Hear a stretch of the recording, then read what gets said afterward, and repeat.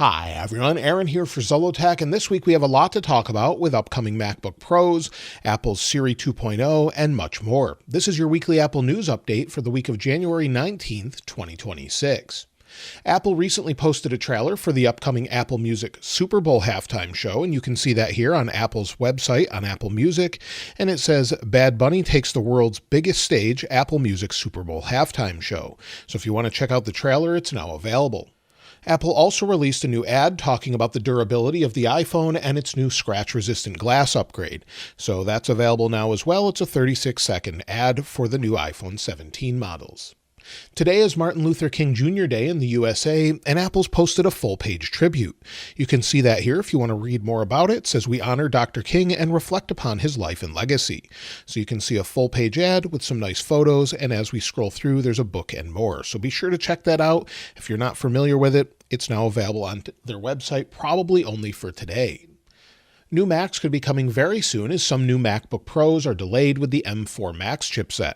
If we go to Apple's website, go to buy a new MacBook, maybe select 16-inch, we'll go to M4 Max, you'll see that it's pushed back to at least February 6th. So February 6th to February 13th, and you'll have to wait in order to pick those up. This could be indicative of maybe a possible upgrade coming very, very soon. Some people suspect we'd get an upgrade within just a couple weeks to an M5 Pro and an M5 Max. I'm really hoping we might get additional updates as well to maybe an M5 Ultra, M5 Mac Mini, or something like that, but it looks like Apple may be updating at least some Macs very, very soon. Apple is also having to deal with a supply shortage as the demand for chips that can process AI continue to rise. Apple will have to make improved deals with TSMC as they compete with NVIDIA for chip production. This is according to Tim Culpin of the Culpian blog. So it looks like they're really having to push to get their chips made ahead of other people's chips as well. A new Apple store is open in Montreal. Apple moved the St. Catharines store to a new corner, and it opened last Friday. If you were early enough to get in, you got a new free tote bag along with a hat. So if you were able to pick one up, I'd love to hear what you think of the overall store if you went over and checked it out yourself. Lisa Jackson is now retired, who worked at Apple for 13 years. You can see on their website here with their Apple leadership page, she's no longer here. She was in charge of environmental. She was the chief at Apple for 13 years over that, as well as some other things, and has been replaced by multiple people. So it looks like she's left and is now retired, as she mentioned she would be a little bit earlier on. While we know Apple confirmed they're going to be working with Google to utilize a custom version of Gemini running on their own private cloud compute, the Financial Times is now saying the deal could be worth up to $5 billion. This is what Apple had to pay to get ahead in AI, make sure Siri is working as we expect. However, Ming Chi Kuo this past week has said that the deal to use Gemini-based AI models is a temporary measure to help Apple buy some time to catch up. So maybe they'll convert some of this over time, learn more about it, but they definitely needed a strong foundation to start, and that's probably why they chose Gemini overall. But of course, keep in mind this is custom to Apple, and they're going to be able to modify it on their own however they'd like. It's not Gemini specifically, it's a Gemini-based model running on their own servers. Now, with that Siri 2.0 update, we expect some initial features, things it can actually do with context. So, for example, more factual questions. Basically, ask it some questions and it will be able to give you better answers for that with more context. It will be able to tell you some stories. It will also be able to help you out with maybe emotional support, supposedly, with a robot assistant. Give you proactive suggestions, such as maybe leaving your home early for traffic. However, we had some of those features quite some time ago, as well as additional things, maybe updating your notes with new information based on travel, or you could ask it to plan maybe a vacation or something like that. So we'll get a bunch of features initially with some new ones coming a little bit later, but once the model is there, Apple will actually have the foundation to do many more features in the future. Speaking of AI, OpenAI is working on a new hardware device with Johnny Ive, the former head of design of Apple, and it's set to release the device in the second half of 2026. This is according to OpenAI's policy chief, Chris Lahane. So we could see something like that soon. Johnny Ive always makes beautiful designs, so hopefully it's something that we'll want to use, as we're not really sure exactly what it is. Some have said it's a pendant. You can see in different images it could be a pen or something else. When it comes to deals this week, the M5 iPad Pro is $199 off. The Mac Mini M4 is $100 off as well, starting at $499, sold by Apple on Amazon. The M4 MacBook Air is $799, and AirPods Pro 3 are on perpetual discount as well. I'll link all of these in the description below if you want to check any of them out. Typically they go up and down, so be sure to check to make sure you get the best deals, but I'll always link those in the description to help you get the best deals when it's available. But keep in mind that new M5 Max MacBook Pro could be coming very soon, so hopefully we'll see something like that. And of course, if we do, I'll be sure to let you know. In the weekend follow-up video, I mentioned how last Wednesday, the iPhone Air MagSafe battery pack received a firmware update. Last time I checked last night, mine had not updated yet, so let's go ahead and see if it's updated. We'll let it connect, and then we'll go into our settings, and then we'll go to General and About. And mine has finally updated. Last night it was not on the latest version, but you can see the latest version here, 101.0.0.0. So this is the latest update, or build 8B32. So we don't know exactly what it does, but mine's been updated. Maybe it helps with overall battery life, maybe temperature regulation, we don't really know. But either way, make sure that you just put it on the back of your iPhone Air if you have one, and it will update automatically over time. When it comes to future releases, well, I would really expect a new update this week with iOS 26.2.1. It's possible it could be pushed a week, but at this point, I would be surprised if we don't see it this week, unless, of course, Apple cancels it like they have in the past, just to wait for iOS 26.3. So I would expect that either on Tuesday or Wednesday. Since today is a holiday, I wouldn't expect it today. And then later this week, iOS 26.3 Beta 3. Of course, we don't know the exact order, but I would expect iOS 26.3 Beta 3 or possibly iOS 26.3 RC, as we had it at around the same week last year with iOS 18.3 RC. Then we can expect the public release possibly on the 26th or as early as February 2nd. We don't have an exact release date as Apple hasn't talked about it. Then we'll move on to iOS 26.4 betas, where Apple will introduce the new Siri supposedly. So we could have the upgraded Siri 2.0, but we don't know this 100%. But either way, we can expect those things within the next couple of weeks, so we'll know then. When it comes to the next version of iOS, iOS 27 is leaking more and more information. However, we still expect it to be shown for the first time in June at WWDC, possibly around June 8th. We don't have an exact date until Apple announces it, but so far there's been very little leaked for iOS 27 compared to iOS 26. However, according to Mark Gurman, this could be a major stability update similar to Snow Leopard, as I've mentioned before.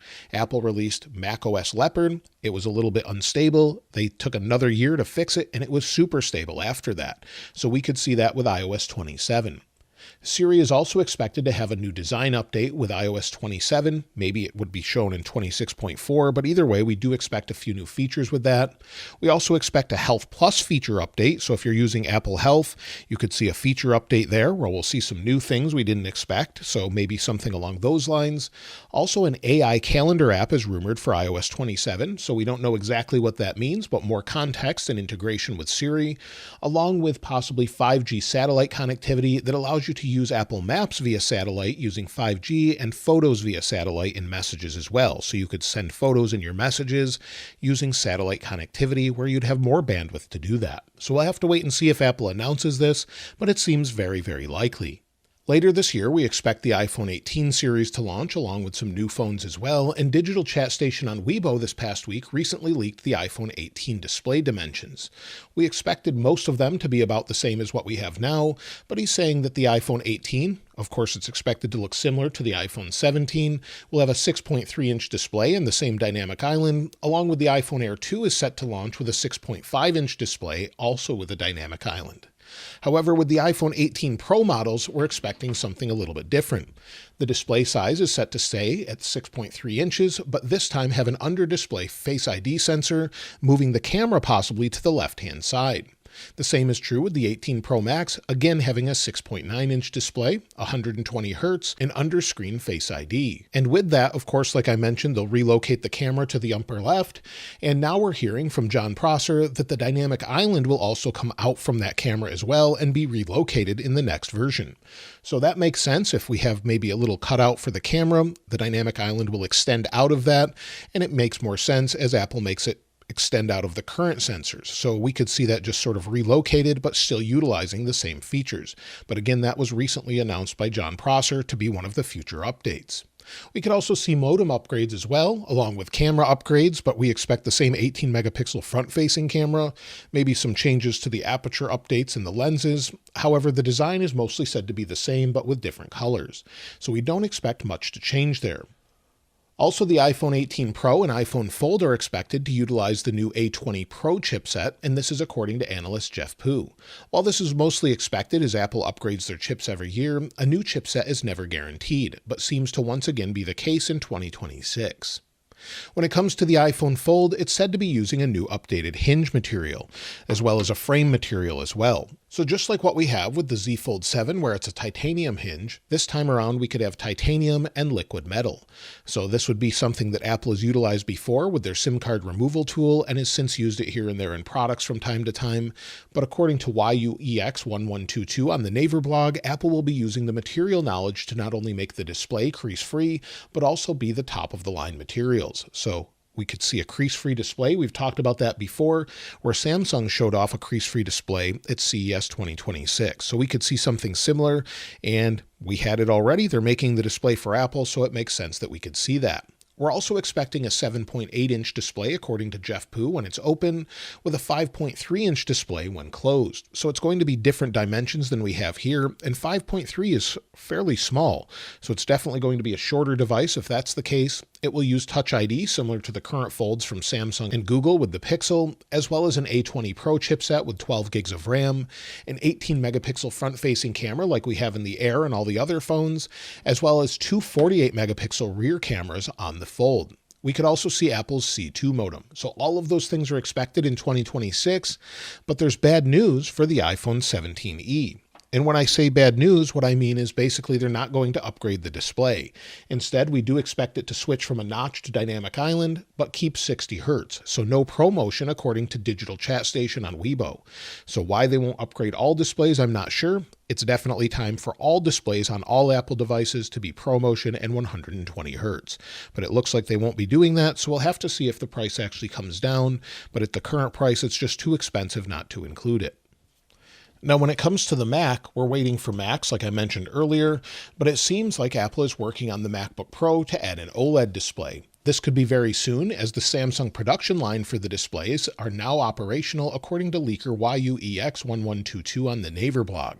This means maybe the new announcement for the MacBook Pros could include that OLED display, or maybe that's for a later date. But at this point, that's something I would definitely welcome. Tandem OLED in a MacBook Pro would be incredible, especially if they have the PWM feature or it's at a high enough rate that it doesn't bother your eyes. We're also set to get updated displays, it seems, from Apple, as we've been waiting years for a new Studio Display and Pro Display XDR that utilize 120 Hz ProMotion. A new Apple monitor has shown up in a Chinese regulatory database prior to its release, so again, we could see that introduced with new MacBooks very soon. One thing I would also love to see is new Mac Studios, as well as the Mac Mini like I mentioned earlier, and an M5 iMac as well. So far, there's no additional information about iPads, Apple Vision Pro, or any of the other devices, so those could be later in the year, or we'll hear more about those at WWDC. We just don't know at this point, but we can expect something very, very soon, and maybe it has to do with Apple's Creator Studio that they announced is coming out on January 28th. So I've talked about that before, where I don't really like the icons on it, but the studio's coming out. They pushed it back a couple weeks from the announcement, so maybe it's coming out with a new Mac as well to go along with it. But let me know what you think of the latest releases, what you're looking most forward to. I'd love to hear from you in the comments below. And of course, I'll link this wallpaper in the description like I normally do. If you haven't subscribed already though, please subscribe. And if you enjoyed the video, please give it a like. As always, thanks for watching. This is Aaron. I'll see you next time.